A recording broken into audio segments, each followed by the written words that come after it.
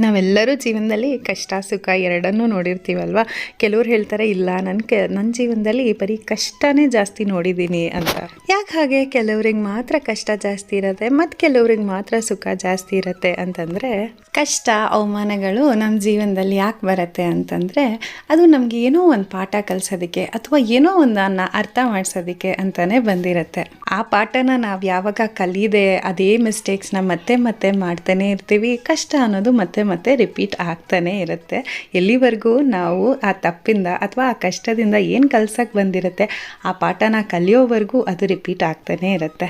ಯಾರು ಆ ತಪ್ಪನ್ನ ಕಂಡು ಹಿಡಿದು ಏನು ತಪ್ಪಾಗಿದೆ ಅಂತ ಕಂಡು ಹಿಡಿದು ಪಾಠ ಕಲಿತು ಮುಂದಕ್ಕೆ ಹೋಗ್ತಾರೋ ಅವ್ರ ಕಷ್ಟದ ದಿನಗಳು ಮುಗಿದು ಸುಖದ ಹಾದಿ ಶುರುವಾಗುತ್ತೆ. ಹಾಗಾಗಿ ಇನ್ಮೇಲೆ ಕಷ್ಟ ಇದೆ, ಜೀವನದಲ್ಲಿ ಕಷ್ಟ ಬಂದಿದೆ ಅಂದರೆ ಮರಗ್ತಾ ಕೂತ್ಕೊಳ್ಳದೆ ಏನೋ ಕಲ್ಸಕ್ಕೆ ಬಂದಿದೆ ಅಂತ ಮನವರಿಕೆ ಮಾಡಿಕೊಂಡು ಪಾಠ ಕಲಿತಾ ಮುಂದೆ ಸಾಗೋದು ಜಾಣ್ತನ.